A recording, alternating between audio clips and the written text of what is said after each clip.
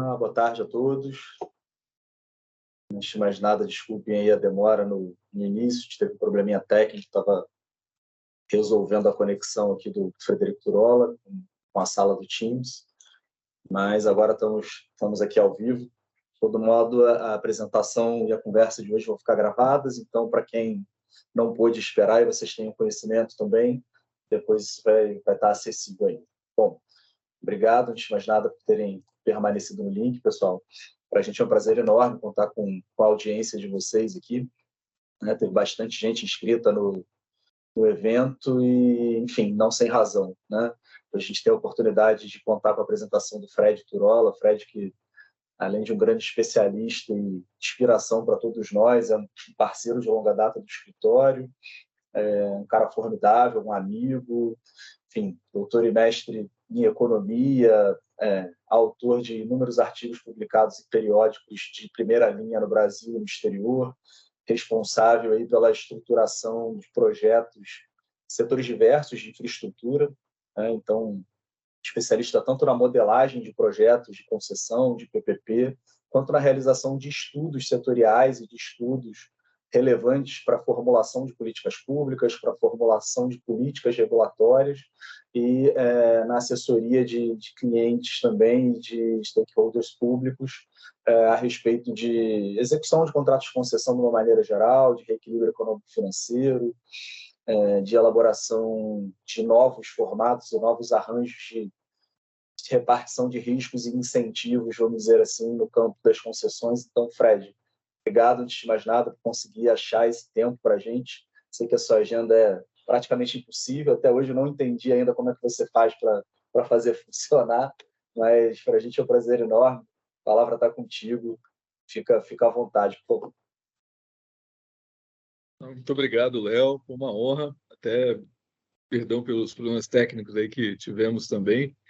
Acho que são parte do meu lado, falta de proficiência, mas eu já vi o tamanho da responsabilidade, não só para falar para você, Léo. Dei uma grande sorte hoje que o Rafael Veras parece que está mudo por uma gripe, né? Uma gripe que a gente lançou nele para, imagina, ser comentado pelo Léo, pelo Rafael, e ainda pela audiência que eu já vi aqui, que tem pessoas que podem ensinar para nós muita coisa.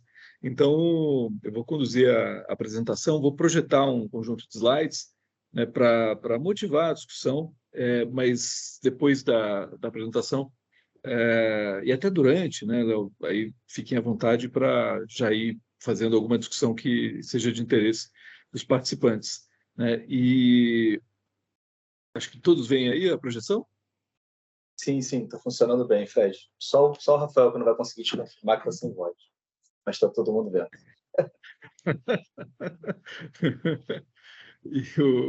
Isso foi praga nossa, né, para o Rafael não participar, porque já é muita pressão para um economista falar para esse nível de conhecedores, né, fora o grupo presente.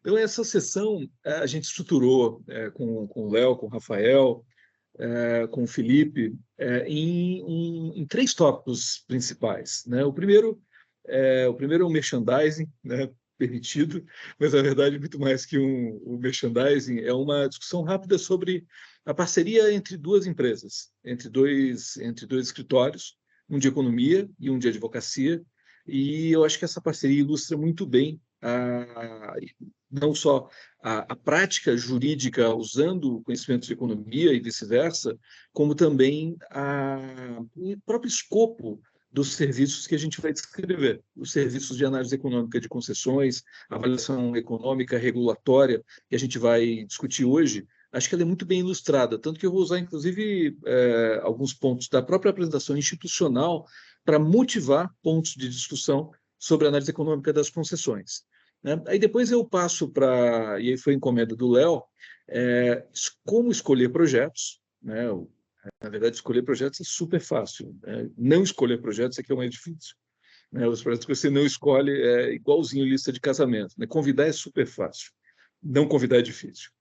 E o ciclo dos contratos, né? Todo o ciclo, desde a estruturação, o planejamento, a estruturação, até a sua regulação, reequilíbrio e os litígios e assim por diante. E depois eu termino com elementos mais finos, que na verdade eram até um pouco da ideia original dessa sessão, que eram um pouco da visão econômica, da avaliação econômica para quem não é do ramo. Os economistas podem se retirar, não vão aprender nada, e os que não são economistas também têm muito a ensinar, mas essa estrutura aí depois tem um bloco de Q&A, mas que pode ser misturado aí no meio. Eu vou começar falando aqui da parceria entre Pesco e BCVL, né, que é antiga, né? Essa foto é uma foto de um grupo de WhatsApp, ela está estilizada de propósito, tem piadas internas incluídas, né, desde o ano do coelho, né? Você sabe, este é o ano do coelho, tem vários homônimos se passando pelo Léo, né? A gente sabe disso, em empresas grandes, famosas, no governo federal, a gente sabe disso, mas como é o ano do coelho, ele é o Léo Coelho. Né? E ele tem outras piadas internas também que não serão contadas, né? Essas aí, quem visitar o BCVL aí pode solicitar no momento de café, pessoalmente eles contam para vocês. A Pesco é uma consultoria econômico-financeira, né? A nossa competência principal é na área econômica e na área de finanças, né? Que tem três grandes práticas de atuação, né? Uma de cenários, né? Que a gente chama de macro setorial, né? Outra de estudos econômicos e uma terceira de projetos, de PPPs e concessões. E aí, detalhando um pouco mais o que faz uma consultoria econômica, não somos uma consultoria grande, mas temos a amplitude típica de algumas consultorias econômicas tradicionais.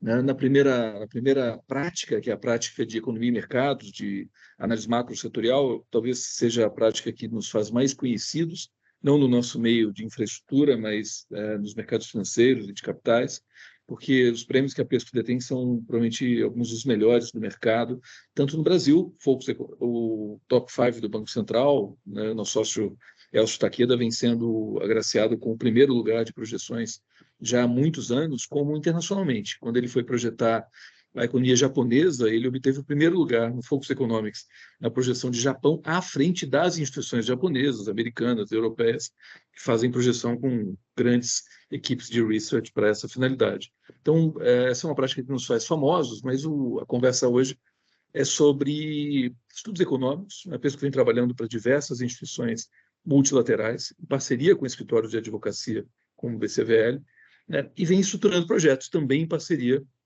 com escritórios como o BCVL. Né? E aí, passando rápido aqui para chegar lá, né, aqui tem um slide da apresentação institucional que tem vários logos de parceiros, de empresas atendidas, clientes multilaterais, obviamente destacando ali, né, o BCVL que é um escritório parceiro. Né? E aí os tombstones, diretamente aos tombstones da atuação conjunta entre as duas empresas. E nessa atuação conjunta, eu acho que um grande marco para nós foi o grande marco, né, Léo, foi aquela conversa em São Paulo, naquele evento, quando a gente se conheceu e viu que tinha muita sinergia técnica, operacional, ideológica, né? Mas um grande marco já de operação conjunta foi justamente o que mostra esse tombstone, que foi o projeto que foi contratado pelo Ministério da Economia, pelo então Ministério da Economia, pela então Secretaria de Desenvolvimento da Infraestrutura, o contratado via PNUD, via Nações Unidas, para reestruturar a regulação brasileira de slots aeroportuários. É um projeto que foi conduzido pelo Léo, por mim, como coordenadores, pelo Ian Catani, que está aqui, é um sócio da Pesco, e que foi conduzido pelo Ministério da Economia, na SDI, na Secretaria de Desenvolvimento da Infraestrutura, que era o líder, mas também com a SEAI, a Secretaria Especial de Acompanhamento Econômico do então Ministério da Economia, com a ANAC e o então Ministério da Infraestrutura. Então, foi um projeto rico em interações com governo e regulador, que reestruturou, que propôs uma reestruturação da metodologia de alocação de slots nos aeroportos coordenados brasileiros. Esse projeto econômico-jurídico foi bastante interessante, ainda que a resolução da ANAC não reflita o resultado desse projeto, ou reflita apenas alguns pontos, eu recomendo a todos que têm interesse pelo setor aéreo que conheçam um relatório de mais de 400 páginas, o relatório final, público, porque é uma radiografia do setor aéreo, inclusive a parte econométrica foi toda executada pelo professor Alessandro Oliveira, do ITA. Colaboramos muito com o ITA nesse projeto, pela base de competências que eles têm. Então, está aí um projeto importante que marca a relação entre dois escritórios, né, a PESCO e o BCVL, justamente na elaboração de política pública regulatória, né, de uma estratégia regulatória para um setor regulado específico. Depois, a gente trabalhou em outro grande projeto, que foi o Case Maceió. Estamos trabalhando, né, com o Túlio Marques à frente do nosso lado, e o Léo, o Rodrigo Bueno e a equipe do BCVL nos lucros cessantes do caso Maceió, né, de Braskem, né, são vários grandes, os chamados grandes ativos da operação, estão sendo avaliados do ponto de vista de lucros cessantes. Isso envolve várias competências econômico-jurídicas para chegar nessa avaliação, e a avaliação de lucros cessantes tem as suas peculiaridades, mas particularmente aí salta aos olhos a necessidade de avaliar lucros cessantes de ativos que não são convencionais, até empresas ou associações, não empresas, mas instituições de cunho religioso, por exemplo. E aí, nesse momento, a gente vem colaborando, aí o Rafael Veras, né, que propositadamente está mudo hoje, nós vamos colaborando na elaboração da norma de referência da universalização de serviços de água e esgoto. É um contrato com o Banco Interamericano de Desenvolvimento, em que PESCO coordena, a BCVL vem elaborando a minuta da norma de referência para discussão e depois consulta pública, e uma empresa de engenharia, MasterPro, nos dá suporte técnico em todos os aspectos relativos aos ativos em si. Também um projeto bastante rico. E, finalmente, a gente tem uma colaboração aqui mais pontual para elaborar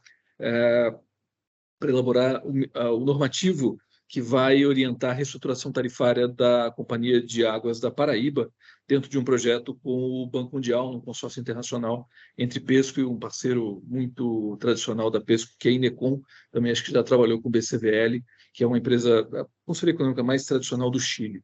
Então, esse é o nosso contexto de atuação, né? E, com isso, eu passo, então, à segunda parte da apresentação, que discute a escolha dos projetos, né, ou a escolha dos projetos que não serão priorizados, e o ciclo dos contratos. Né? Não é à toa que tem uma bolinha de papel amassada aí, porque essa é a parte difícil, né? As que ficam são as mais fáceis. E aí eu retomo o escopo da PESCO. Eu estou voltando àquele slide em que a gente descreve o escopo de uma consultoria econômica, no caso das nossas práticas de consultoria econômica. E ao descrever essas práticas, para nós é muito claro que a nossa atuação como consultores econômicos tem, na área de projetos, um marco que é o contrato. Toda vez que a gente vai à B3 e participa da cerimônia de batida do martelo e de um leilão, né, a emoção é grande, é um momento único na estruturação de projetos, né, onde as coisas culminam no seu resultado, mas, de fato, do ponto de vista dos produtos de uma consultoria econômica e até de um escritório jurídico, o que interessa é, de fato, o que vem antes e o que vai depois. E o que vem antes, né, do contrato, em primeiro lugar, a gente tem que falar dos estudos, projeções de demanda, né? A gente tem que falar do estudo de viabilidade técnica, econômica e ambiental, do estudo de value for money, né, e do estudo, claro, voltado para a mitigação de riscos, onde é possível, principalmente com instrumentos de mercado, e os instrumentos de mercado são tipicamente seguros, garantias, e principalmente esses. Então, antes do contrato, você tem os procedimentos para priorizar, planejar, priorizar, estruturar, vender, e aí, depois do contrato, nós seguimos para as questões pós-contratuais. E nas questões pós-contratuais é que nós vamos entrar agora. Basicamente, esse bloco da minha apresentação está falando do lado esquerdo, do que vem antes do contrato, um pouco do que vem depois, mas principalmente da escolha de projetos. E o terceiro bloco da apresentação, o próximo bloco, o último, fala do que vem depois do contrato, ou seja, das questões voltadas para os reequilíbrios, a regulação em si, né, e o que acontece depois. Obviamente, depois do contrato, tem um pacote de financiamentos a ser estabelecido, né, tem um pacote de capital a ser assegurado para que o empreendimento tenha seu lugar, para que os investimentos aconteçam e possam dar origem às atividades operacionais, principalmente nos projetos Greenfield, mas ainda assim nos projetos Brownfield, que invariavelmente envolvem retrofits e outros. Mas, em seguida, se vai para regulação e equilíbrio, né? Os eventos tarifários, os reajustes tarifários, o ambiente regulatório tradicional dos contratos de infraestrutura em regulação contratual ou discricionária, né? E daí, um ponto importante são as quebras contratuais, né? Um sinistro de surety, né? de performance bond, de seguro-garantia, né? A materialização de riscos importantes, né? Que ensejam coberturas, né? E aí, claro, transferências de controle com due diligence regulatória, financeira, para ativos, né? E todo tipo de briga, né? de contenda judicial, administrativas, litígios, disputas, arbitragens, assim por diante. Então, esse é o mapa do que nós fazemos como consultoria econômica em projetos. É um mapa que me parece também acurado para orientar um pouco do que, onde atua o escritório de advocacia. Obviamente, uma firma do direito tem nuances aqui muito importantes, né, e produtos diferentes que são oferecidos.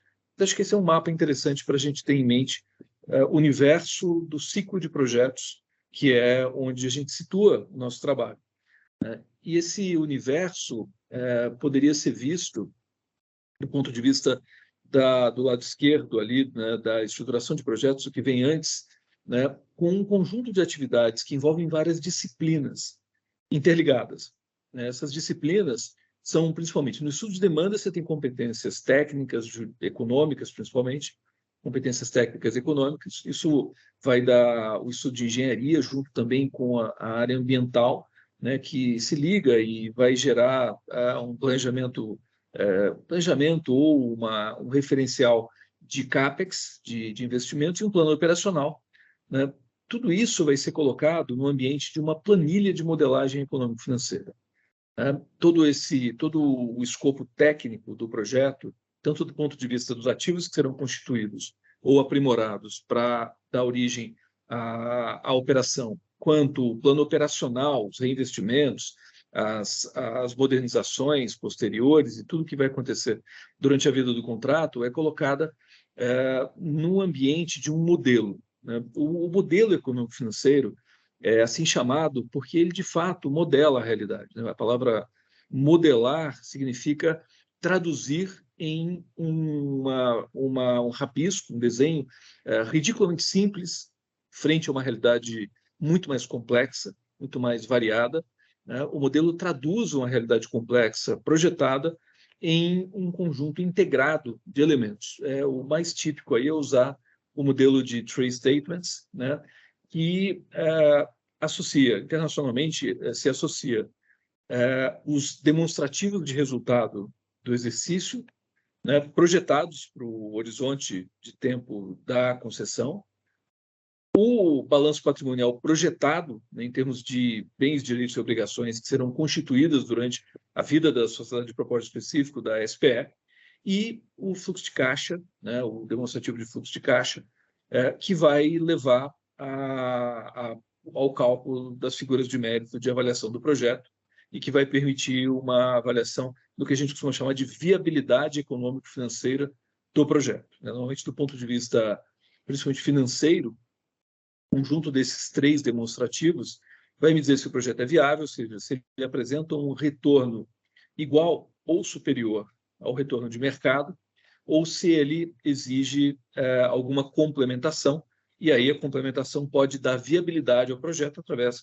de uma contraprestação pública, de aporte e de outros tipos de receitas acessórias e receitas alternativas que o projeto vier a comportar. Então, isso é o que a gente chama de análise de viabilidade, estudo de viabilidade econômico-financeira do projeto, né? Batendo no liquidificador todas as informações do CAPEX, do OPEX, ou seja, plano de investimentos, operacional, o que é exigido do concessionário em termos de desempenho durante o período do contrato, e modelar isso do ponto de vista do que se espera, né, o que se antecipa que serão os três statements contábeis dessa empresa que será constituída. Então, em outras palavras, a gente faz o trabalho do contador agora, A gente faz o trabalho que o contador vai fazer lá na frente, agora, tudo projetado para o futuro. Obviamente, a gente tem uma potente bola de cristal, né, que fica aqui no escritório, e a gente esfrega ela falha,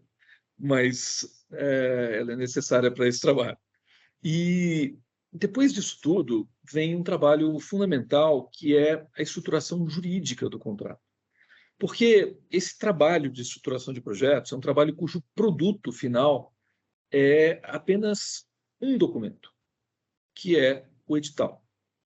Esse é o produto de todo esse trabalho que foi feito aqui, né, de avaliar a demanda. Em alguns setores, a avaliação de demanda é dispendiosa, demorada.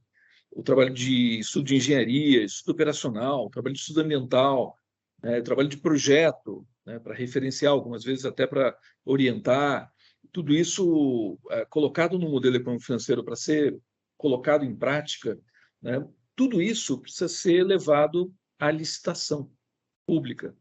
E no procedimento de licitação pública, o que se vai colocar em licitação é um edital de contratação do parceiro privado.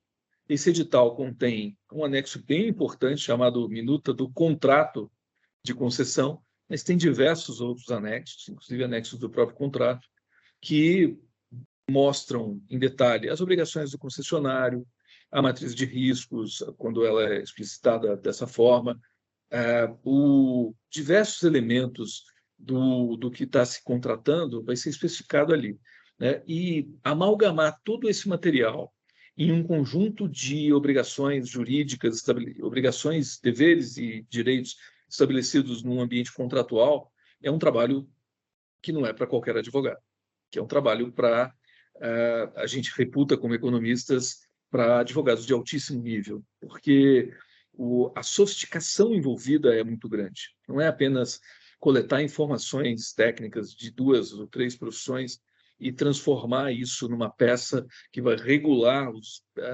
direitos e obrigações de um concessionário contratado durante 10, 20, 30 anos. Não é apenas isso. Tem implicações jurídicas fundamentais e, olhando esse quadro dessa forma estática, parece que é só plugar demanda ambiental na engenharia, bate tudo no liquidificador, põe na modelagem econômica financeira, entrega para o Rafael Veras, que não pode se defender, né? Por isso não para o Léo. O Rafael bate isso tudo, entrega o edital e solta para a rua, e a gente licita. E daí vem o contrato das suas décadas de existência. O que a gente vê como efetivo, e é o que acontece na prática, nas melhores bancas, é uma interação frequente na própria estruturação do projeto. Ou seja, até mesmo nas fases iniciais, a participação dos profissionais da área jurídica, porque é fundamental, já desde as primeiras decisões, até decisões metodológicas da estruturação, que se tenha uma noção do ambiente jurídico. Então, esse diálogo que acontece ao longo da estruturação do projeto é fundamental. Então, colocado em setinhas na tela parece algo linear e etapalizado, nada disso, é muito longe disso. Aliás, bastante cheio de idas e vindas, né, bastante difuso na sua construção, muitas incertezas, muitos momentos de decisões muito difíceis por parte dos advisors, legal, financial, technical, na estruturação. Tudo isso é bastante sofisticado e difícil de fazer. Não é para qualquer um, né? Por isso que eu vejo essa plateia aqui, eu fico realmente encantado, né? E essas funções de estruturação do projeto são tipicamente realizadas por atores, atores, obviamente, de governo, a gente está num ambiente de PSP, de participação do setor privado, então são atores de governo que muitas vezes já envolvem a participação do setor privado desde os momentos iniciais. Então, quando a gente fala do ciclo completo do projeto, eu olhei ali para a estruturação do projeto, que está aqui nessa segunda etapa, mas antes tem um planejamento, né, que é uma atividade governamental, né, que vem, cada setor tem o seu processo de planejamento. O Ministério da Economia, há alguns anos atrás, iniciou uma iniciativa linda de integrar os processos de planejamento dos principais setores e criou com isso o PILP, o Programa de Integrado de Longo Prazo da Infraestrutura, inclusive atrelado a um conselho interministerial de decisões sobre infraestrutura. integrar, mas cada setor tem o seu planejamento, tem o seu planejamento de longo prazo, muitas vezes com premissas discrepantes. Quer dizer, não é que o planejamento de um setor não conversa com o outro, é que as premissas são distintas, né? Então, é maçã, banana e legumes. É completamente disparo. Isso foi objeto de esforço, a gente espera, quem sabe, seja em algum momento retomado, redescoberto, porque é um esforço fundamental para o avanço da competitividade da economia brasileira.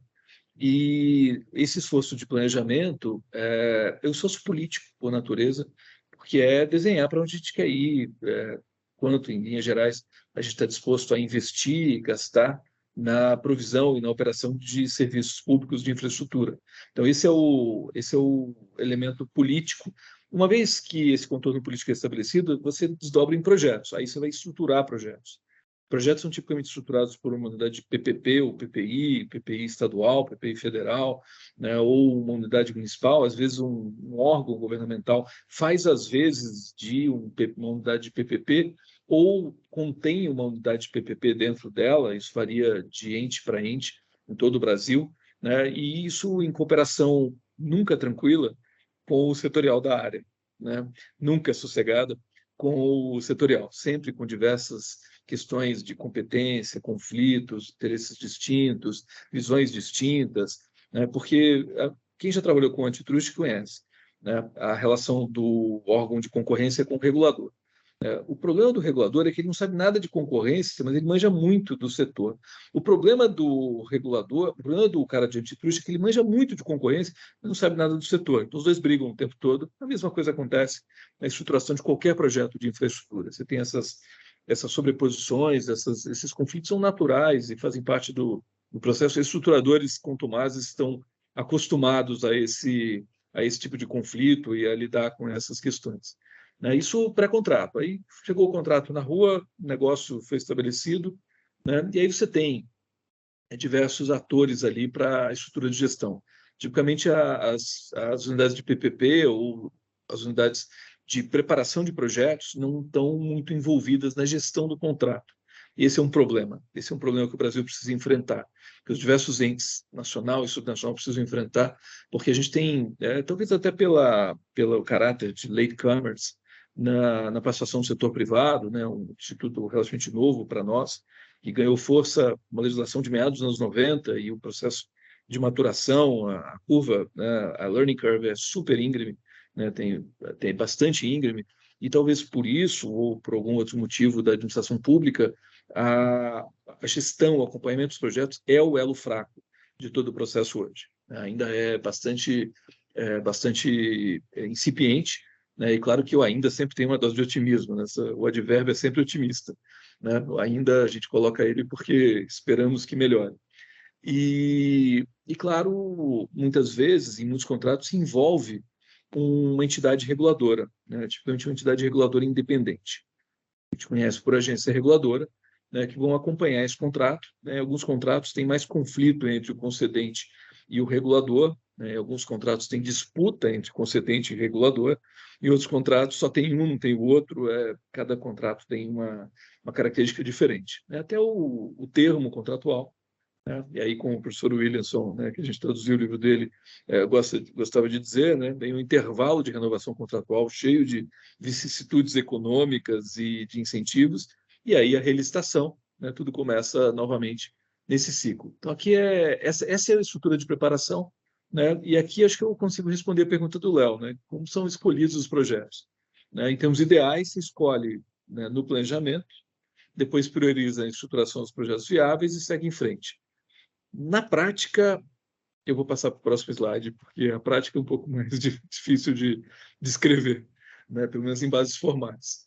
E, dada essa característica de necessidade de comparar projetos, necessidade de você ter comparação entre diversos projetos, do ponto de vista econômico-financeiro e mesmo o que é mais rico, do ponto de vista econômico, mais que financeiro, é que o UK, do Reino Unido, se começou a utilizar um modelo de estruturação de projetos que foi trazido também para o Brasil há alguns anos, pela SDI também, né, que é o modelo de 5 dimensões, Five Case Model, né, que aqui ganhou o nome de M5D, modelo de 5 dimensões, que trabalha todas essas idas e vindas de uma maneira muito mais efetiva. Eu não vou entrar em detalhes desse modelo, não faz sentido para esse assunto. O que faz sentido é mostrar esse fluxo, né? Porque eu também não consigo ler os detalhes e não é para ler os detalhes.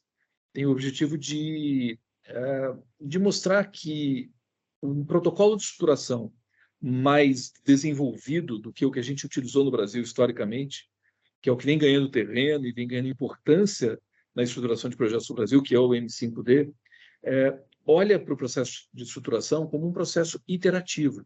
Ele separa 3 etapas: a proposta inicial, a intermediária e a completa, e dentro dessas ele vai circulando entre a dimensão estratégica, econômica, comercial, financeira, gerencial. Transição vai para a intermediária. Ou seja, você passa pela mesma disciplina mais de uma vez no mesmo ponto. Porque aquela interação que a gente comentou no começo, entre o grupo técnico, o grupo jurídico, os advisors, legal, technical, financial, essa interação é necessária e é de vai e vem mesmo, ela da natureza dela, que ela tem algum caráter iterativo até mesmo, né? Por exemplo, na estruturação tradicional, vou caricaturar, né? Toda caricatura exagera, então eu posso abusar dessa figura. Caricaturalmente, o governo, no seu planejamento, ofereceu uma visão de futuro que o projeto incorporou e trouxe um planejamento de CAPEX imenso, mas ideal, né? O modelo econômico-financeiro olhou para aquilo e falou: esquece, sem chance, volta para trás. E aí começa a briga entre o financial advisor e o technical advisor, né? E aí a briga é exatamente assim: corta esse CAPEX, derruba esse CAPEX. A gente fica martelando isso, aí fica essa briga, né? Até chegar no grupo jurídico para levar o projeto à frente, né? O risco de licitação deserta, a gente sabe que é um dos fatores que ajuda nessa briga para conter o ímpeto de serviços superdimensionados ou serviços que extrapolam a qualidade padrão desejada. Então, aí eu posso avançar um degrau na resposta à pergunta do Léo, que é como escolher os projetos, né? E agora eu estou dizendo que a escolha dos projetos deveria decorrer do processo de planejamento, mas na avaliação econômico-financeira é fundamental avaliar medidas econômicas, né, de bem-estar, de ganho de impacto sobre emprego, meio ambiente, impacto sobre variáveis ESG que estão na moda, e mesmo de governança, porque um modelo mais sofisticado de estruturação permite uma avaliação mais completa dessas variáveis. A gente tinha colocado um pouco disso já há tempos no modelo conhecido como Value for Money, que é um processo que entre nós está dando dor de cabeça, né? Porque o Value for Money entre nós acabou tendo uma conotação de um cálculo objetivo que, para ser realizado com alguma decência, é caríssimo e que não cabe nos processos de estruturação. Então, é muito frequente o órgão de controle, ou quem está avaliando o projeto, até mesmo, às vezes, o concedente puro, dentro do sistema de incentivos condicionado pela pressão do controle, pressionar para um value for money quantitativo, que a gente entrega, sempre entrega, né? Quanto esse projeto agrega para a sociedade? Esse projeto agrega 100 milhões de reais a mais do que se a administração pública mantiver o seu processo tradicional de contratação. Porque o value for money, lembra, é um mecanismo de escolha da forma de contratação, e não do projeto. O Value for Money compara a contratação através de uma concessão, de uma PPP, ou seja, a alternativa de PSP, genericamente falando, né, de participação do setor privado, de Private Sector Participation, com o modelo tradicional, que é a prestação pelo setor público. Frequentemente, o setor público é representado nessa continha pelo PSC, pelo Public Sector Comparator, comparador do setor público. Então, o Value for Money é uma comparação de formas de contratação para avaliar se o projeto faz sentido ou não. Tipicamente, o Value for Money deveria entrar em aspectos que não são meramente financeiros e que são quantificáveis com metodologias apropriadas, mas são metodologias caras. Então, o que acaba acontecendo é que a gente observa exercícios de value for money simples, né? Simples no plural, com um número, resulta em um número, aí meia culpa, que apresenta um número, mas a essência do value for money, o grande ganho para a sociedade, não aparece naquele número. Né? Típico o consultor falar hoje na B3, nós apresentamos um projeto que nós executamos, e o Túlio Marques, o Léo, estava assistindo ele na TV B3 antes dessa sessão aqui, aí o Túlio, né, apresentou o value for money quantitativo e falou, sem falar em, esse sem falar em é um mundo, né? E assim, eu conheço o Túlio, então eu sei que ele ficou impassível ali, mas quando ele falou isso sem falar em, ele está falando de um mundo de coisas que o projeto não está levando em conta porque tem que tirar um número. E as metodologias para obter esse número são muito sofisticadas e dispendiosas. Muitas vezes envolvem até pesquisa de campo, então não é algo para se fazer em bases razoáveis dentro de um budget de estruturação de projetos convencional.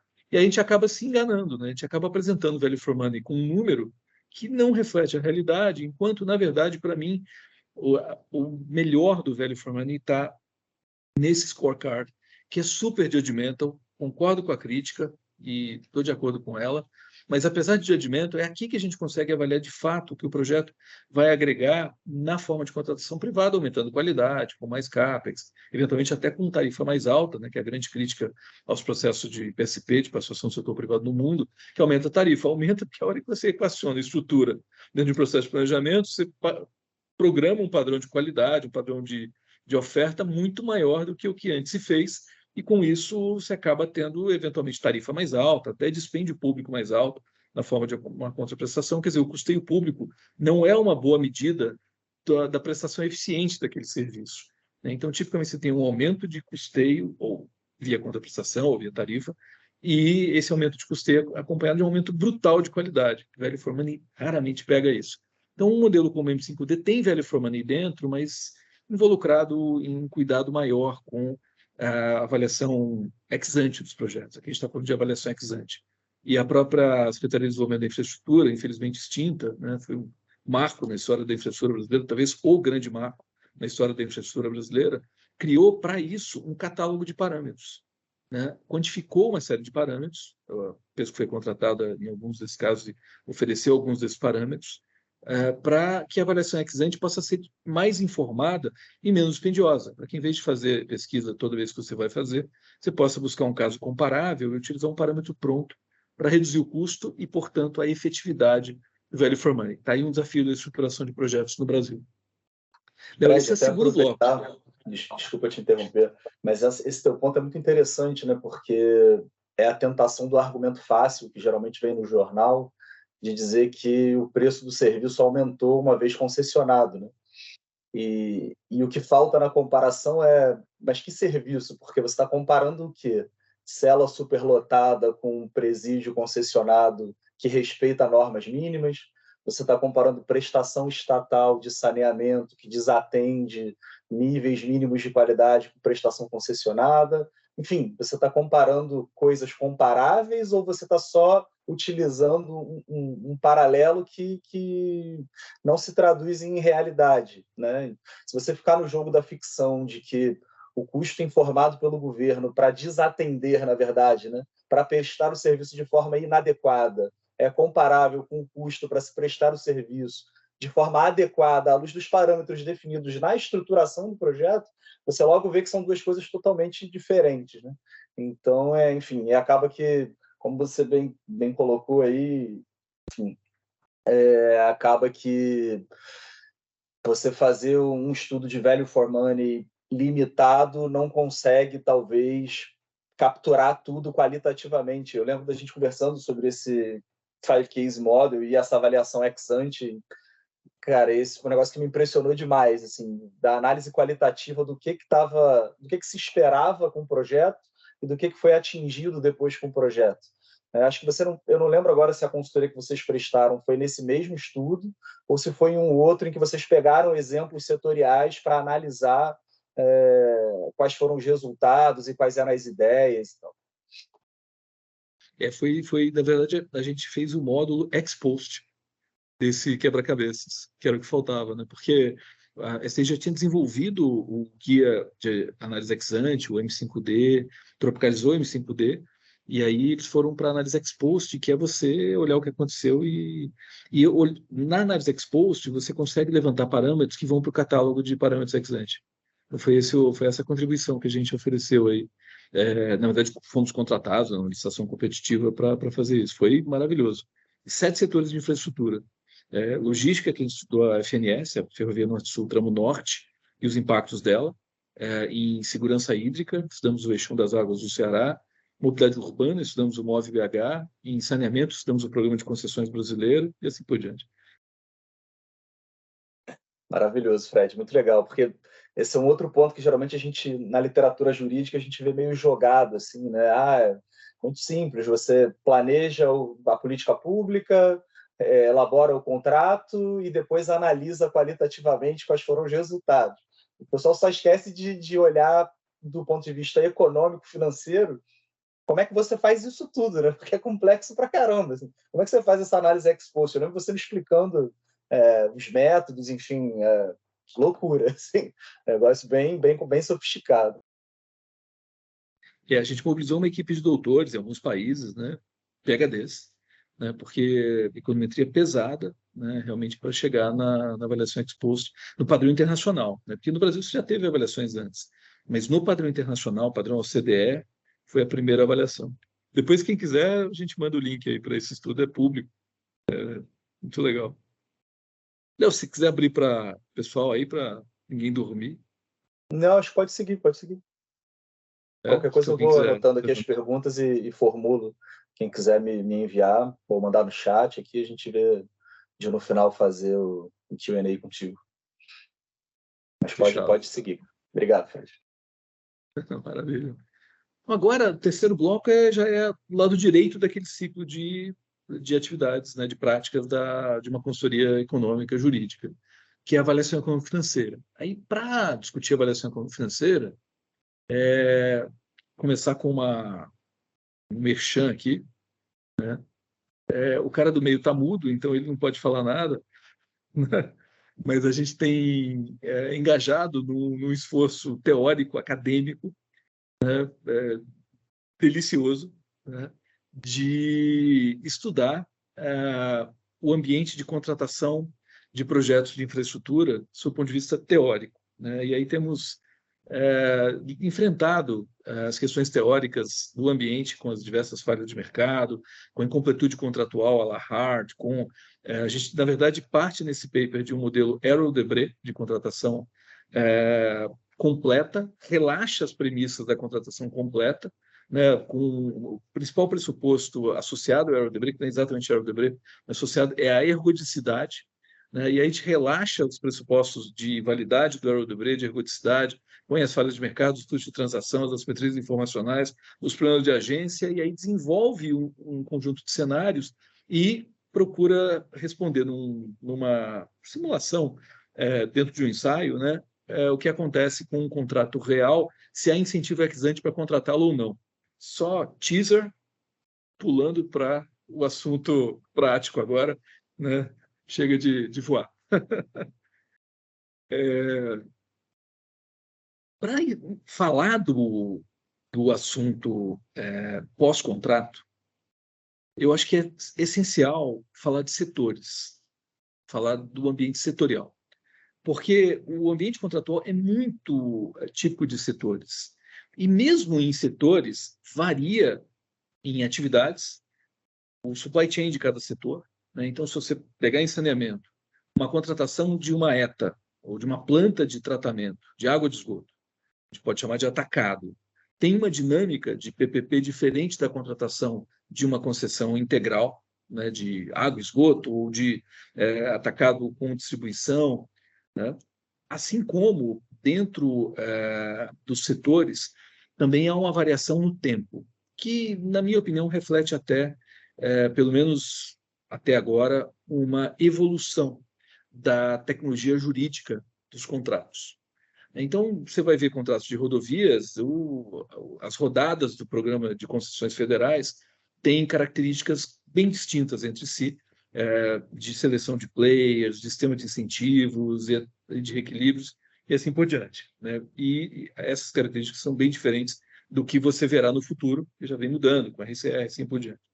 Então, há variações imensas, né, entre setores, mas a unidade tem sido setores no tempo e segmentos desses setores no tempo. Para facilitar a discussão, né, e para facilitar a apresentação das questões metodológicas, econômico-financeiras, eu acho que os dois grandes pockets que a gente pode criar para facilitar uma ideia mais clara do que a gente está discutindo são os dois grandes modelos de regulação: a regulação discricionária e a regulação contratual. Acho que estabelecendo esses dois, a gente já aborda uma boa parte do problema, né, e já consegue, inclusive, definir setores com essas duas cores, né? Cor da regulação discricionária, cor da regulação contratual. Obviamente, os detalhes aí são idiosincráticos, mas dá para fazer um panorama aqui com esses dois. E a regulação discricionária não é discricionária no ponto de vista de que um regulador benevolente faz o que quer. Todo mundo que conhece, aqui o público é bastante bem informado, e esse público sabe que o regulador não faz o que ele quer. Mas dentro de um protocolo de regulação e até de um conjunto de metodologias disponíveis, o regulador tem uma margem de decisões metodológicas que muitas vezes mudam os resultados econômico-financeiros em 100, 200, 300, 400, 500 basis points, e nesse ambiente de contratação de longo prazo, 100 basis points, todo mundo sabe, né? Cada 100 basis points são 1%, 1, 2, 3, 4, 5% são a diferença entre vida e morte de um projeto, entre viabilidade e inviabilidade. Então, o regulador ele pode, por exemplo, no ambiente de regulação discricionária do setor elétrico, na definição do custo de capital que será empregado, utilizar uma janela de dados mais longa ou mais curta para determinadas partes da construção do modelo de custo de capital e determinadas teorias mais antigas, mais novas, e essa discricionalidade metodológica anda para um lado ou para o outro bastante. Né? Menos o setor elétrico tem consolidado isso, e mais os setores mais recentes, regulação discricionária como saneamento. E a regulação contratual é mais estrita do ponto de vista do contrato. Né? Leia-se o contrato e execute-se. Obviamente, tem aí a necessidade de uma entidade independente. Essa entidade independente pode ser simplesmente um verificador, um VI, que vai aferir elementos do contrato, né, com mais ou menos papéis, dependendo da sua atribuição contratual, né? E muitas vezes até uma agência reguladora independente, cujo papel, nesse caso, não é tão distante assim de um VI, eventualmente até é o de um VI. Porque a agência reguladora independente, no ambiente de contratação, no ambiente de uma regulação contratual, vai observar apenas os elementos do contrato e os parâmetros contratuais típicos. Né? Então, esse é o mundo que eu queria navegar, né? E quando a gente fala em equilíbrio econômico-financeiro de uma concessão, né, obviamente a gente está falando de qualquer concessão. Né? Todas as concessões respeitam, e aí o Rafael mudo não vai me criticar, o Léo não está mudo, pode criticar, que no sentido de que o equilíbrio econômico-financeiro é característico das concessões, mas essa ideia é mais cara aos ambientes de regulação contratual. Porque ali se estabelece uma remuneração contratual ex ante, nas condições de partida, se estabelece algum conjunto de obrigações e de indicadores de desempenho que afetam a vida econômico-financeira do concessionário, e esse conjunto ele é, de certa forma, objetivo para ser avaliado de forma objetiva, como nessa figura. Você tem um contrato, você tem um concedente que tem interesse em preservar esse equilíbrio, né? Um concessionário que tem o mesmo interesse, né? Um órgão regulador que eventualmente ajuda os dois. Esse órgão regulador aí pode incluir o VI pode estar destacado até dentro dos instrumentos contratuais, e tem controle, participação social, tudo isso num processo de planejamento. Né?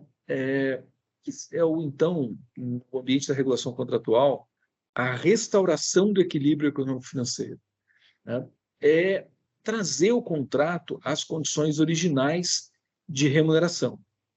Obviamente, essas condições são balizadas por uma matriz de risco. Por uma matriz de risco que, às vezes, está na forma de tabelinha, às vezes está dentro dos termos contratuais. E essa matriz de riscos ela vai estabelecer os desvios que o mundo real vai trazer em relação ao caso base da concessão e vai estabelecer quem é que vai arcar com esses desvios, né? Ou seja, a alocação de riscos da concessão.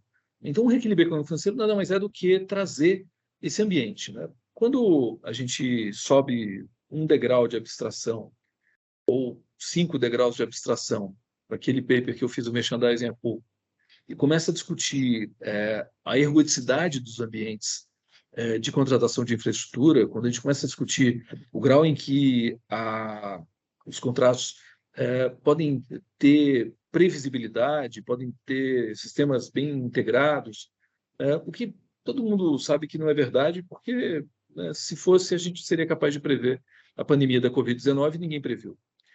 Ou pelo menos prever que algo assim aconteceria e ninguém previu.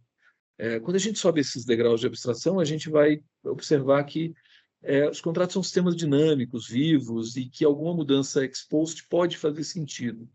Esse pode é porque aí estão as grandes controvérsias do ambiente de avaliação de concessões, né? Rigidez, né? Regras versus discricionariedade, a discricionariedade aí pode ser entendida como uma regulação discricionária, mas é menos que isso. Muito mais no sentido de que alguns elementos supervenientes durante a vida de uma concessão podem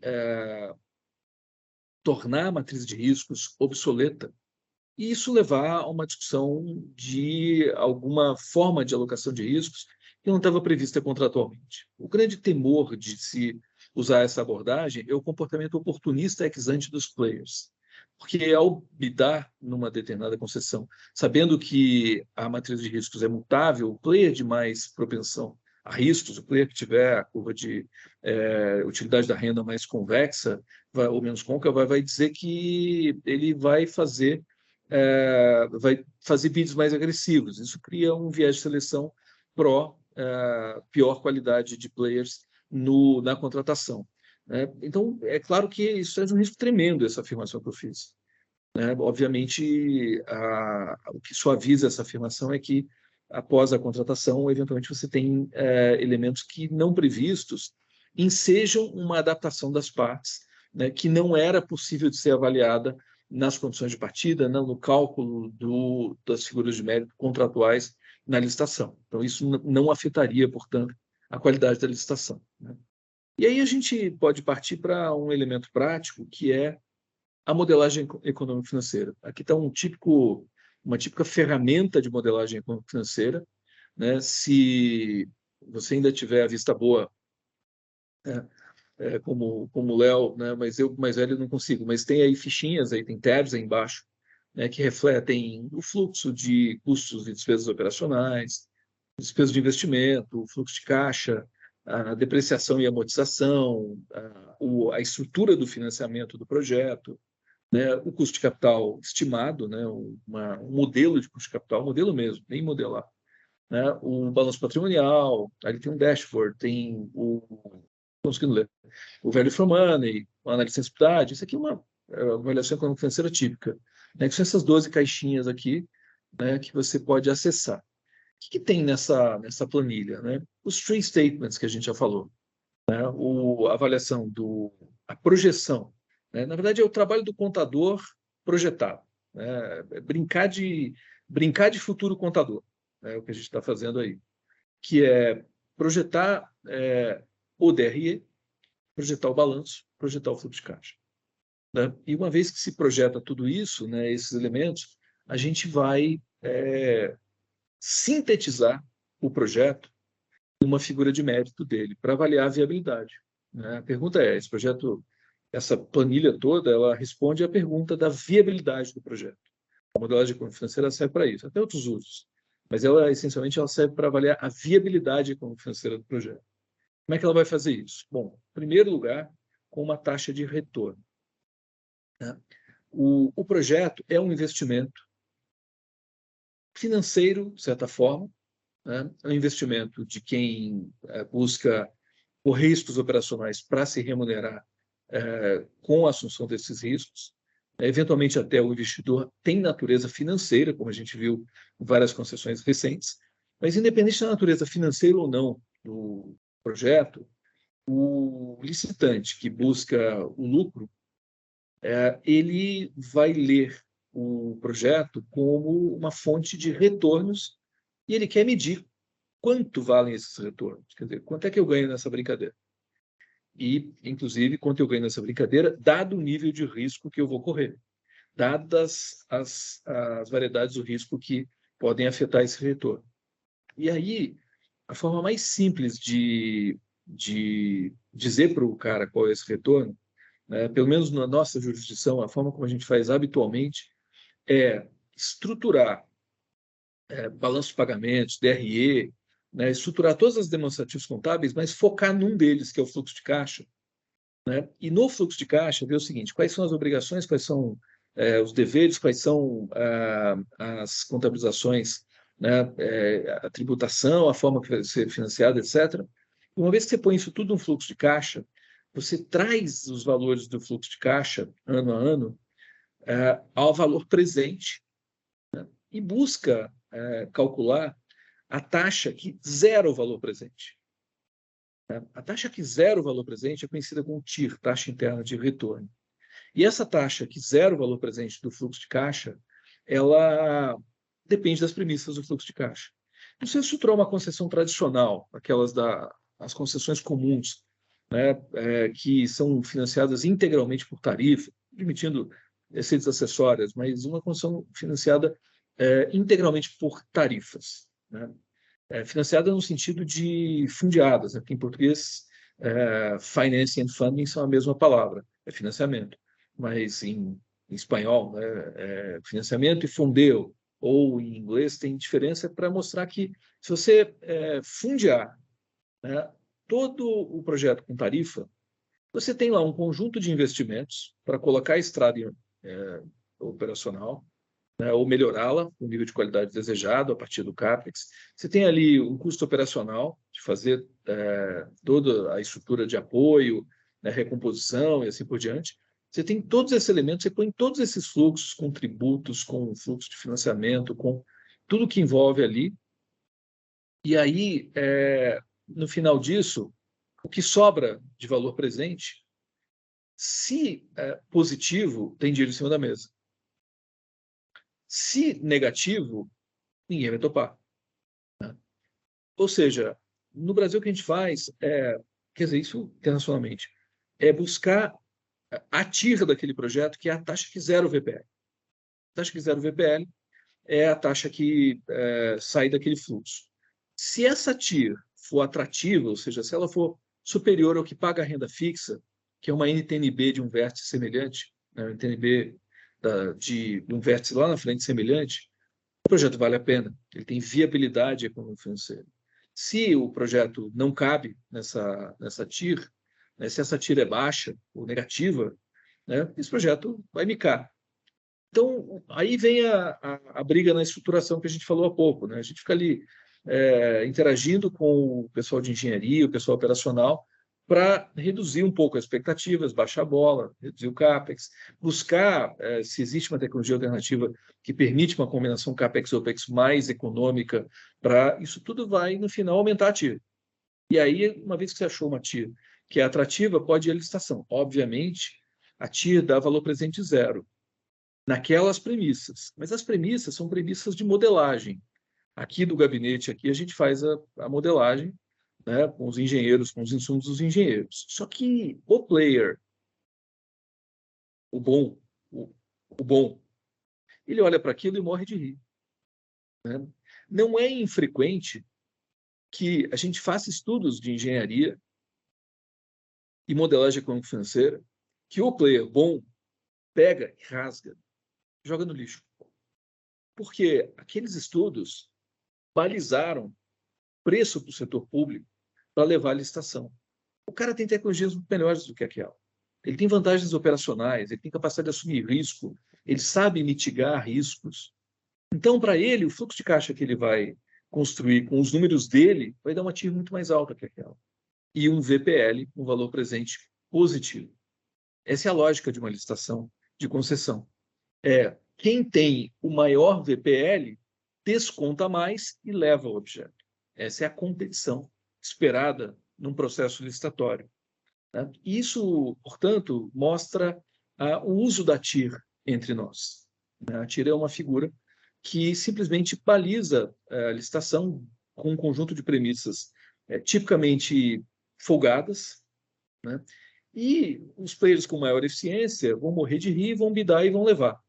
Em alguns casos, você tem, aliás, hopefully has 3, 4 players ou mais com nível de eficiência alto, e aí é lindo na B3, né? Os caras ficam brigando ali no lance a lance, né? Dependendo do formato do leilão, né? Dá para ver que quando o cara apresenta a primeira oferta dele independente do outro, né? E sem, não estou falando de bid rigging nem de concorrência, mas dá para ver que o cara apresenta oferta parecida, né? Porque os processos de modelagem são semelhantes, né? A ciência é mesmo resultado sobre as mesmas condições, mesmo resultado, né? Então, as formas científicas de modelar objeto para dois players que têm acesso ao estado da arte da tecnologia têm a dar o mesmo lance, a não ser que um tenha uma vantagem sobre o outro. Às vezes tem alguma vantagem operacional, mas tem uma desvantagem financeira. Ou seja, a TIR é uma referência. Aí, muitas vezes, você vai lá com uma TIR baixa, bida, e dá um desconto na licitação, na tarifa, na contraprestação, que dá uma TIR negativa na modelagem do governo, né? O pessoal sempre pergunta se o estruturador fez besteira aí, né? Eu tenho dúvida. Mas sem responder essa pergunta, eu sei que o leilão é feito para comer as ineficiências que estão presentes na referência que você usou na estruturação. Esse é o objetivo. E aí, quando você monta esse fluxo de caixa, né, para chegar numa TIR, você precisa de descontar o futuro. O que é descontar o futuro? Você pode calcular uma taxa de desconto pessoal, né? Vou voltar nas aulas aí de Finance 101, né? Se eu quero calcular a sua taxa de desconto, né? Eu olho para um de vocês, para o Léo, e falo assim, Léo, toma aqui 1 milhão que eu estou doando, né? Aí eu falo para ele assim, olha, ou eu não vou te dar esse dinheiro agora, mas daqui a 5 anos eu te dou 10 milhões. Ou é um cara, não precisa de dinheiro, nem um pouco, tá? Pouco na sombra, né? Ele vai falar 5 milhões em 10 anos, 10 milhões em 5 anos, né? Ou seja, o grau de impaciência dele sobre a renda é baixo, né? Significa que a taxa de desconto do Léo é baixa. Se eu digo para aquele cara que está ferrado, está apertado, tá? Tem conta para pagar esse mês, e falo isso para ele, ele fala, 1 milhão não, 500 eu pego agora. Esse cara tem uma taxa de desconto elevada. Então, essa é a lógica do desconto econômico dos fluxos. A taxa de desconto, economicamente falando, nada mais, nada menos é do que a taxa de impaciência intertemporal. É típico, na comparação entre países, que países menos desenvolvidos tenham taxas de desconto mais altas, que refletem taxas de juros mais altas também, que refletem a sua impaciência intertemporal. Precisa comer hoje e não no futuro. Enquanto sociedades mais desenvolvidas, com mais acumulação de CAPEX e mais produtividade embarcada, já tem menor impaciência intertemporal. Então, a taxa de juros ali é baixinha porque receber um valor hoje ou receber um valor maior amanhã, ele prefere amanhã.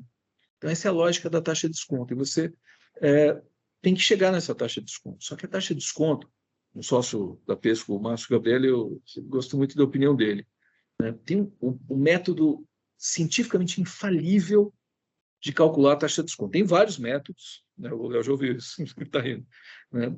Tem vários métodos científicos para calcular uma taxa de desconto, né? Mas o método infalível é o método da pergunta direta. Qual é a sua taxa de desconto? Quanto você... E para uma empresa, vale a mesma coisa. Quer dizer, não dá para estimar uma taxa de desconto de uma empresa. Não dá para estimar uma taxa de desconto do mercado. Isso não existe, é uma ficção. Ficção que a gente pratica em todos os projetos de infraestrutura que são estruturados no Brasil e no mundo. Por que você, então, usa uma ficção tão grande sobre a taxa de desconto? Se é algo que, assim, pergunta, o cara responde, a resposta dele é a melhor possível. E a resposta é óbvia, porque a resposta do player tem viés estratégico. Pergunta para o player, qual é a sua taxa de desconto? Ele vai responder, né? Um nível bem mais alto do que a que é a de verdade a taxa de desconto dele. Então, para isso, para contornar esse problema, a gente montou um mega modelo, né? Cientificamente se montou um mega modelo de estimativa de taxa de desconto, que é o modelo WACC, né? O custo médio ponderado de capital. Ele pega custo de capital próprio, custo de capital de terceiros, pondera por dois ponderadores ali de estrutura de dívida e de equity, né? E chega num custo médio ponderado de capital. O custo de capital de terceiros você pega no mercado pelo custo da dívida referencial, né? Cada empresa tem um custo de dívida, mas você pega um referencial. O custo de capital próprio, você usa o CAPM, o método de precificação de ativos de capital, né? O Capital Asset Pricing Model, Assets Pricing Model, que tem um monte de suposições ali dentro, inclusive tem uma suposição importante sobre a relação entre o desempenho do negócio e o desempenho da economia, né? Que mede o nível de risco, né? Um beta. E aí, um monte de suposições, você chega numa figura completamente estimada, que é o WACC. E pluga lá no fluxo de caixa, desconta tudo por esse WACC, né? Muitas vezes constante, né? Ao longo da vida do projeto, desconta tudo isso e chega numa figura de média. Veja bem, se eu perguntar para o cara qual é a sua taxa de desconto, ele fala assim, é 10. E a tia do projeto deu 10, ele bida. Se eu perguntar para o cara, sua taxa de desconto é quanto? É 10. E a tia do projeto deu 9, está fora. Em outras palavras, a taxa de desconto acaba dando um corte, né? Porque a taxa de desconto é também o custo de oportunidade do capital para o cara. Se ele entrar num projeto que não paga o custo de oportunidade, está fora. Prática, a gente sabe que o cara vai entrar num projeto se o projeto paga muito mais que o custo de oportunidade dele, né? Não vai por pouco, ele não fica ali na beirada. Que é risco. Não tem como explicar isso para os acionistas. Então, chegamos à nossa metodologia padrão de estabelecer preços de licitação, TIR igual a WACC. Esse é o método padrão de estabelecer a referência. É por isso que muita gente confunde a TIR com WACC, porque na licitação elas são iguais, no reequilíbrio não. Então, quando você trabalha com reequilíbrios econômico-financeiros, um aspecto importante é diferenciar o papel da taxa de desconto dos fluxos e do retorno. E muitas vezes a gente soca os dois, né? A gente força os dois para serem iguais. E esse trabalho de forçar os dois para serem iguais tem uma hipótese por trás. A hipótese de que os mercados de licitação, os mercados de concorrência ex ante, são plenamente concorrenciais. Todo mundo concorda com isso. Quem discorda não se manifeste, por favor, não agora. Porque a gente sabe que há diversas barreiras de entrada nesses mercados, a linguagem de concorrência que esses mercados não obedecem aos princípios da concorrência perfeita, e, portanto, essa igualdade é uma ficção. Não sei se é uma ficção ruim, porque muitas vezes não tem algo melhor a se fazer, né? Eu tendo a ser conservador, então eu prefiro muitas vezes um retorno mais alto, né? Porque o custo de uma licitação deserta, o custo de oportunidade de uma licitação deserta é brutal para a administração pública. Então, eu tendo a pesar um pouco para o lado do retorno versus a taxa de desconto estimada para evitar esse custo da licitação deserta, né? E aí, a gente pode avançar um pouquinho. Eu vou contar um caso aqui bem... não sei se agora dá para ver, né? A cor ali estava amarela, né? E não, tá vou ótimo, avançar um tá pouquinho. ótimo. Tá super legítimo. Esse é o Paul McCartney cantando na Fonte Nova. Quem foi no show sabe que ele explode o estádio com aqueles fogos de artifício na música do 007, né? E eu estou contando isso porque na modelagem eu fui contratado como consultor independente para fazer estudo independente após a MIP ou PMI, MIP-PMI da nova Fonte Nova, né? Para o governo da Bahia. E aí, o que nós fizemos? Aqui, na verdade, é uma criação muito do Márcio Gabriel, nosso sócio. Eu fico tirando onda, mas a criação é dele. A gente estabeleceu 14 cenários, eram 10 originalmente, no que a gente leu do contrato, da minuta de contrato, mas estabelecemos no nosso estudo 14 cenários de utilização. Esses cenários variam o número de times que jogam lá. O número de times é Bahia, na verdade, é Bahia, né? Não é Bahia. Vitória, os baianos entenderam por quê, e os dois, inclusive Bavi. O número de shows. Né? E aí foi o grande erro, porque para número de shows a gente pensou assim, Ivete Sangalo, né? Não computamos Paul McCartney, né? Que é outro padrão de show, na minha opinião. Né? Variamos percentual de ocupação de 3 níveis de uso da arena, que eram as cadeiras, 3 tipos de assentos, e o skybox, o percentual de take-up do skybox. Né? E aí, esses 14 cenários refletem isso. O 14º cenário, do lado esquerdo, ele é um cenário em que o concessionário assume o contrato, tranca a chave, o turnkey ao contrário, né? Ele turnkey para o lado esquerdo, né? No sentido anti-horário, e fecha a arena e só recebe a contraprestação. Do lado direito, você pode ver que a remuneração do concessionário do turnkey ao contrário era 10% em TIR do projeto, que é a TIR mais usada, né, que é a mais comentada. O do acionista tem efeitos de capital. Né? E se ele abrisse para shows, etc., no cenário 1, ele ganharia 10,5% pelo gráfico ali. Percebe que o slope, a declividade desse scatter plot, desse diagrama de dispersão entre TIR e cenários, é muito flat, é muito baixo. Né? Falando igual economista. Vocês perceberam que a curva é muito plana, a declividade é muito baixa. Então, qual foi o trabalho do consultor independente aí? Indicar a declividade dessa curva, do lado esquerdo. Ou seja, em utilizando a arena, no 14º, em não utilizando a arena no 14º cenário, a gente reduziu ali para 7,5%, que na época era renda fixa mais 0, merreca. Assim, ninguém trabalha com risco operacional para ganhar renda fixa mais merreca. Ou seja, é quase inviabilidade econômica do projeto. Do lado esquerdo, bem do lado esquerdo, no cenário 1, trabalhando direitinho, ele tinha uma TIR bem mais alta. Ou seja, a declividade da TIR subiu. Então, aqui eu trouxe um case study, né, da Fonte Nova, que é a TIR como fonte de incentivos contratuais. De fato, é o que a gente faz quando estabelece um sistema de KPIs para afetar a TIR ex post, que é muito diferente da TIR ex ante, a partir do comportamento e das variáveis de qualidade da concessão.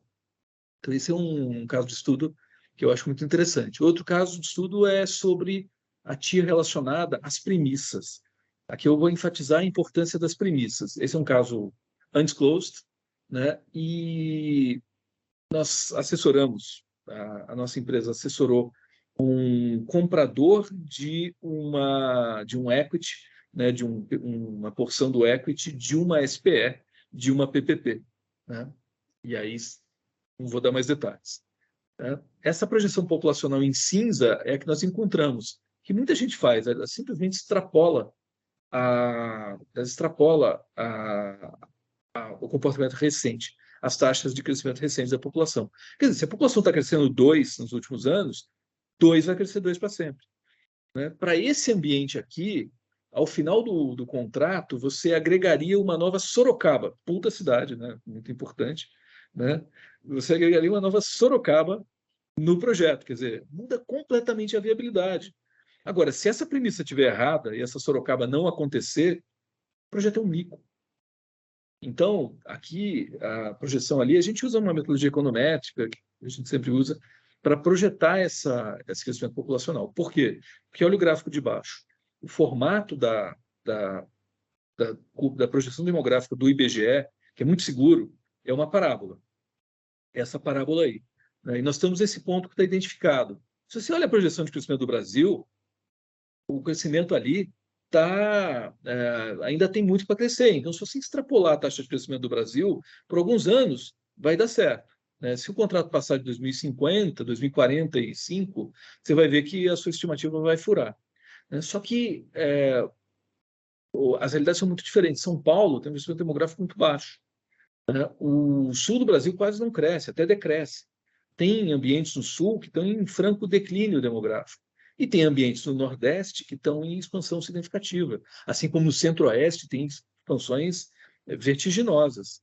Então, essa projeção é crítica. Isso muda a TIR brutalmente. Brutalmente. Ou seja, está aí um exemplo que study sobre a influência das premissas de modelagem na TIR que é apresentada. E, lógico, se a estruturação for feita, no caso da linha cinza do gráfico superior, né, o bidder, né, o licitante, vai ter um bom advisor, espero, né?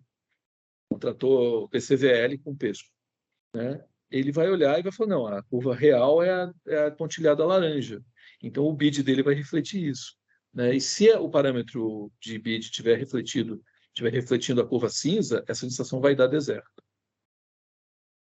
Outro tópico, né, outro ponto que o Léo propôs, né, reajustes, índices e formas paramétricas. Eu não vou alongar muito, né, até para depois abrir espaço para a gente debater, mas a gente modela em moeda constante, o que não é tão relevante para os índices de reajuste, né, porque é tudo projetado, então as variações, o descompasso entre custos e receitas é antecipado, é o que acontece depois, né? Então não é tão grave assim. Mas o ponto é que você precisa balizar o reajuste, né? E balizar o reajuste significa que você precisa transformar um fluxo que é real, em moeda corrente, em um fluxo nominal que acompanha a inflação. Porque não existe índice para isso, o problema é esse, né? E os economistas não têm mágica nesse aspecto. O que a gente fica procurando é basicamente um trade-off entre legitimidade versus acurácia. Porque se você reajusta o contrato pelo IPCA, não tem nada mais legítimo. Olha, o IPCA é o índice que baliza as metas de inflação do país, enquanto a gente as tem, né? Não sei se vai continuar tendo, mas hoje tem. E é um índice bastante escrutinizado, assim, tem escrutínio do mercado financeiro mundial, porque os ativos brasileiros são relevantes no planeta. Então, o IPCA é muito legítimo, né? Então, a metodologia é tudo muito bem cuidado. Se você quer legitimidade, fica com o IPCA, ou INPC, que também é da mesma família, né? Mas o IPCA ele não cobre, por exemplo, ele não tem muita influência de câmbio, de commodities, e para alguns segmentos, câmbio e commodities são muito relevantes. Aí você vai para o IGP, que é um índice tradicional, décadas e décadas. Porque a estrutura dele é dos anos 50, 40, final dos anos 40, e não muda. A estrutura, a grande estrutura, né? Então, aí você pega pedaços do IGP, o índice de preços ao produtor, antigo índice de preços por atacado, né, que ainda hoje chama de IPA, ou pega uma coluna do IGP, aí é arte, né? Tudo que você deriva ou em coluna, detalha, perde legitimidade. Faz muito sentido em vários contratos. A gente usa muitas formas paramétricas. Para dar um exemplo aqui, a estrutura do IPCA, está à esquerda, é o índice consumidor, é alimentação no domicílio e fora do domicílio, aluguel, a própria conta de água, de luz, está aqui dentro, os artigos de residência, vestuário, toda a cesta de consumo. Do lado direito, você vê o IGP, que tem uma estrutura de atacado, né, com bens finais intermediários, produtos agropecuários, commodities, tudo isso muito influenciado pelo câmbio. 30% do índice é um IPC igual a esse aqui, com a mesma estrutura, e 10% é construção. Então, às vezes você pega uma composição e X% INPC, X% IPCA, IPA, X% IPCA. Então, é uma arte de tentar aproximar. Mas, com a disrupção de cadeias produtivas que aconteceu no ano passado, pós-pandemia, relacionada ou não com a pandemia, ou a gente não sabe se é ortogonal ou se é colinear ao processo de pandemia, a gente teve que, nas estruturações que nós fizemos, como essa, que é a que eu contei que agora há pouco na B3 a gente fez o roadshow desse projeto, né? A gente viu que em alguns projetos onde o OPEX é muito sensível, e aí é principalmente infraestrutura social, não infraestrutura econômica, né, onde o peso do OPEX é muito relevante, isso vale para resíduos sólidos, para hospitais, para projetos educacionais, para projetos de infraestrutura social, a gente vê que pequenas variações do OPEX têm efeito muito pesado sobre a viabilidade econômica financeira do projeto. A gente fez várias análises de sensibilidade, ficamos no gabinete aí brincando com isso no ano passado, um bom tempo, para desenvolver um fator de riscos correntes aplicado nesse projeto. Ele é um mitigador de eventos com risco de volatilidade dentro do ano. O contrato só pode ser reajustado ordinariamente uma vez por ano, né? O ideal é que ele seja reajustado numa periodicidade máxima de um ano e mínima de um ano, ou seja, todo ano o reloginho reajusta, né? Isso é o ideal. O que acontece é que muitas vezes você tem reajustes em intervalos que são muito maiores que um ano, porque o prefeito, o governador, o presidente não querem arcar com aquele ônus político quando não tem um regulador independente. E aqui o que a gente fez foi uma variação muito grande dentro de um mês, como aquela disrupção de cadeias produtivas do ano retrasado, mata o concessionário, mata o projeto. E aí, ex ante, aumenta o bid, porque o risco é muito alto. Então, a gente fez um fator de riscos correntes que olha para. Não são reajustes, né? Se eu falar reajuste, acho que o Léo corta corta a minha apresentação aqui, né? Mas são recomposições, quase reequilíbrios automáticos ao longo do ano. Então, se você tiver variações de uma cesta de índices, que é o IRC, maior do que 1% no mês, que é raríssimo. A meta de inflação ao mês no Brasil não dá 0,4, 0,3. Se tiver 2,5 vezes a meta num mês, é porque alguma coisa aconteceu nas cadeias produtivas. Nesse caso, você não reajusta. Aciona um dispute board para fazer um reequilíbrio automático, com variáveis defasadas de 2 meses, que é o ciclo dos índices de preços. Esse é um case study de aplicação de uma contenção de risco dentro de um ciclo tarifário, o tarifário de contraprestação, que protege o concessionário e evita danos maiores. E aí, por último, já acabando aqui, um tema emergente que eu quis trazer, né, não é tão assim central a essa apresentação, mas um tema emergente, decorre inclusive dos últimos anúncios do Tesouro Nacional, é a ideia do risco sistêmico das concessões. A gente já viu países que adotaram procedimentos de reequilíbrio, né, que estruturaram projetos, deram avais, deram garantias e adotaram procedimentos de reequilíbrio que lá na frente pararam no risco sistêmico. E no Brasil isso aconteceu com a pandemia da Covid-19. As agências reguladoras federais tiveram que endereçar a questão dos desequilíbrios e do risco sistêmico dos reequilíbrios, inclusive com mecanismos alternativos, alguns muito bem construídos, contra a Covid, empréstimo a distribuidoras, entre outros, que suavizam o risco sistêmico. Mas o que a gente viu é que um contrato reequilibrado tem um impacto de finanças públicas. O reequilíbrio do parque de contratos, quando a PSP tem uma proporção elevada no sistema, é muito dispendioso para o país e pode levar a risco soberano, que é exatamente o que aconteceu em Portugal. E isso significa a morte do instrumento. Nesse caso, que acaba acontecendo depois, é que o instrumento PSP, concessão, PPP, acaba virando um eixo político, porque ele tem um impacto fiscal destrutivo, devastador. E aí você não pode mais fazer PPPs e concessões, mata o programa na origem. Então, esse é um tema emergente que essa pergunta que está aí eu coloquei, mas eu não tenho resposta para ela. Que mudanças da matriz de riscos podem ser desencadeadas pela materialização de um risco sistêmico de grandes proporções, como a Covid-19? A resposta, obviamente, depende de setor, de segmento, de ambiente, de vários aspectos, momento do tempo e muitas coisas, mas está aí uma pergunta que eu acho que é bastante relevante para encerrar essa conversa, em termos, né, do que eu acho que poderia ser legal para discussão. E aí o Léo já convidou para café no Rio, em Curitiba, e em São Paulo, enquanto o BCVL não monta o seu escritório principal aqui, né? Então, em São Paulo, vocês vêm tomar café aqui conosco na Pesco. Todos muito convidados. Léo, obrigado. Maravilha, Fred. Bom, eu que agradeço, né? Parabéns pela apresentação, foi excepcional, cara. Obrigado demais. Enfim, esse evento é um pretexto, né? Eu queria que você me desse essa aula há muito tempo já.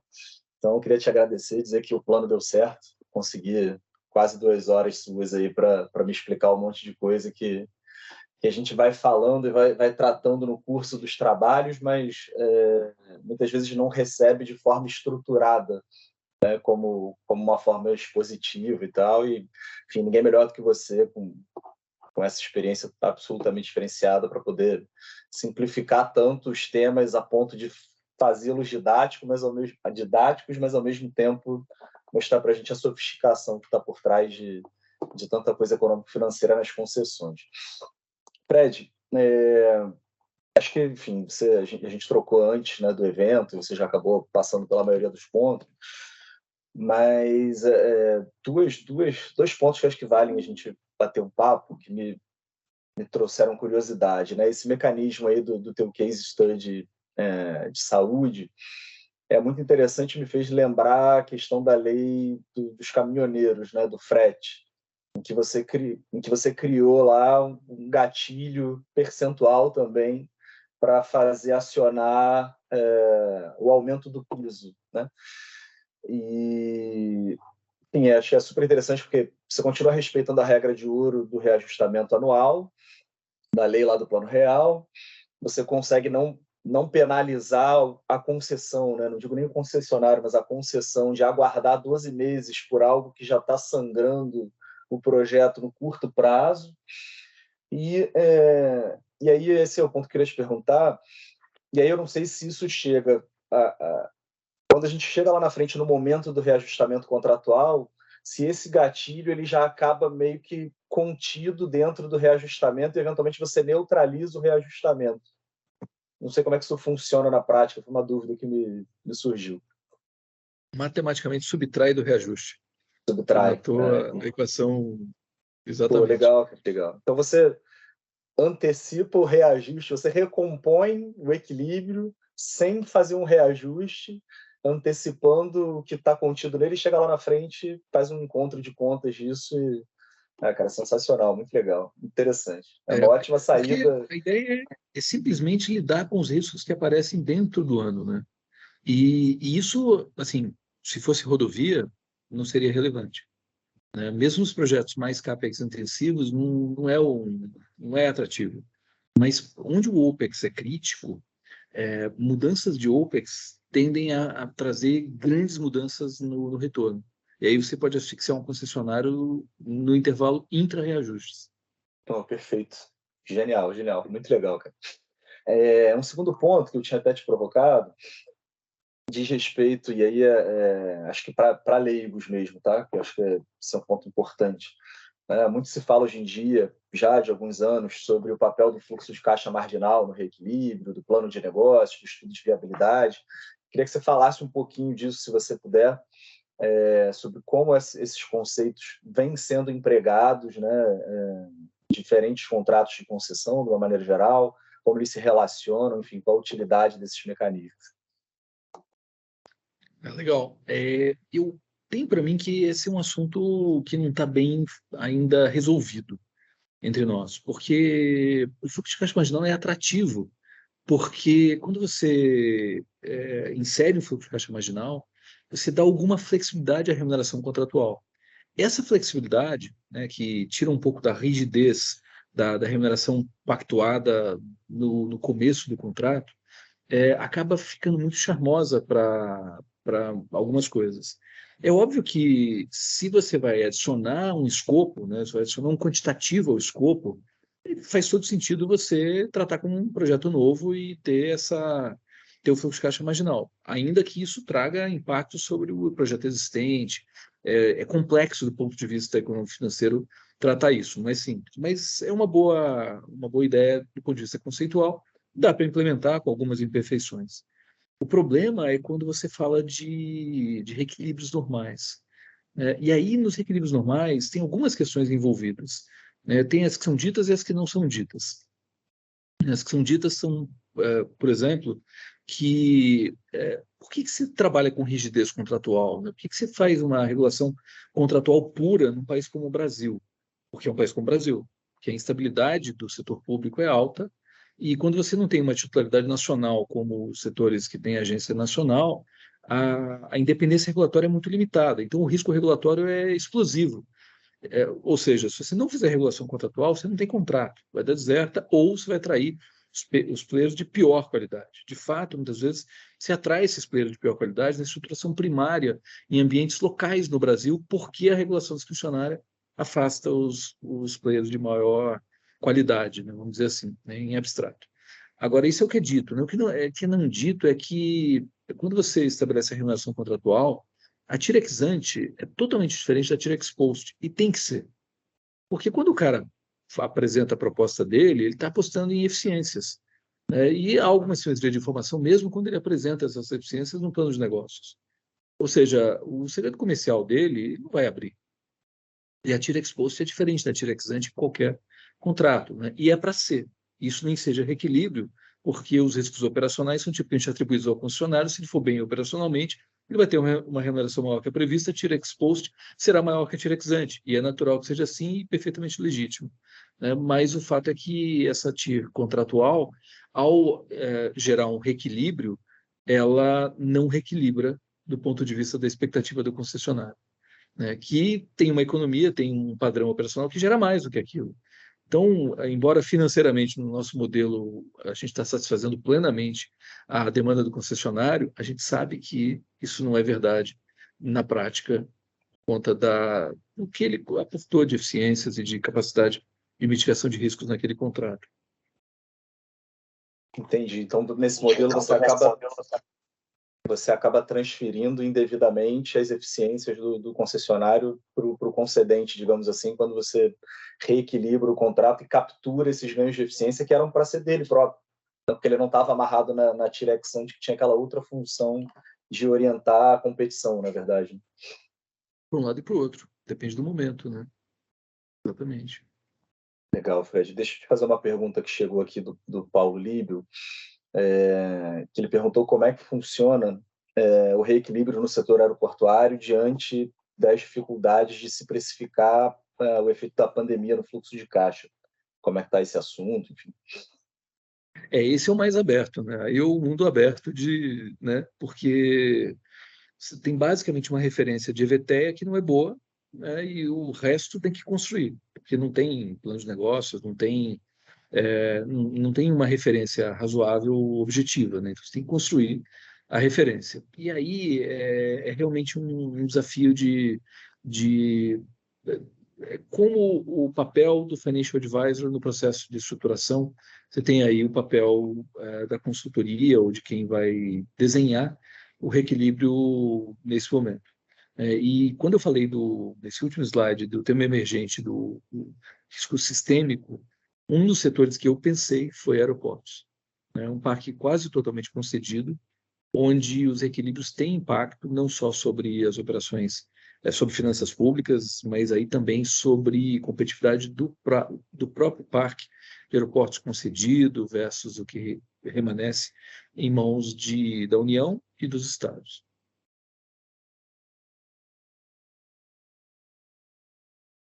Maravilha, Fred. Obrigado.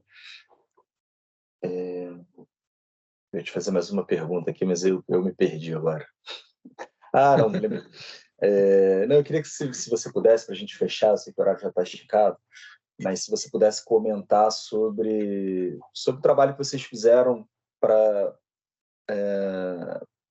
estudar e justificar, digamos assim, né, aquela questão da cobrança em separado da bagagem na aviação civil. Legal. Trabalho super interessante, super cotidiano e polêmico, digamos assim. Assim, eu conto aqui para vocês que eu fiz isso, mas no aeroporto não, por favor, não. Não me dê um tapa nas costas dentro do avião e fala, pô, parabéns. Na verdade, foi uma denúncia, a culpa é do Fred, só para vocês saberem. Exatamente. Na verdade, foi um trabalho bem pontual, uma colaboração com a ANAC, na verdade, colaboração mesmo, que foi solicitada pela ANAC, que a gente participou né, das discussões do assunto. Então, não houve, nesse caso, da nossa parte, um estudo profundo, mas a gente, olhando a literatura, para mim é inequívoca a importância desse tipo de cobrança, né? É uma questão de bens cuja propriedade é difusa, né, que é exatamente o combustível do avião usado de forma diferencial por pessoas que resolvem carregar mais ou menos bagagem. Isso acaba tendo impactos diferenciais. Então, cobrar por serviços como bagagem é fundamental. E cada vez mais você consegue realizar essas cobranças de uma forma mais fina, né? Não só de bagagem, mas de vários outros serviços que podem ser prestados ali, né? Como os modelos low cost já mostraram, né? E engessar esse modelo, exigindo a não cobrança, nos torna o Brasil, né? País, né? Países europeus também têm suas características desse tipo, né? Você acaba elevando o preço médio da passagem, aumentando o risco do negócio, né? E torrando o combustível fóssil, quando na verdade a gente deveria virar no contrário, na sustentabilidade. Engraçado que muitas vezes os mesmos que defendem sustentabilidade né, defendem a não cobrança das bagagens. Compatível. Naquele gráfico de jatinhos indo para a convenção internacional. Exatamente. Então, Bom, maravilha, Fred. tem low emission fuel, né, que é outra característica, né? Exato. Bom, Fred, maravilha. Queria te agradecer mais uma vez em nome de todo mundo. Para a gente é um privilégio enorme ter vocês como parceiros aí nessa atuação que a gente tanto preza, jurídico e econômico-financeira. Acho que os problemas são sempre melhor tratados quando tratados sob essas óticas de maneira concomitante, né? Acho que a gente tem tido aí nesses exemplos que você trouxe experiências bastante exitosas, não só do ponto de vista do projeto, mas do ponto de vista pessoal, porque enfim, são processos de aprendizado muito ricos, né? Muitas vezes parte desses estudos sequer vai adiante no sentido de serem adotados de cara pelo contratante, mas o que eles produzem em matéria de conhecimento e de ideias que muitas vezes vão desdobrar em outros projetos, em outras iniciativas, enfim, é realmente muito rico e muito valioso.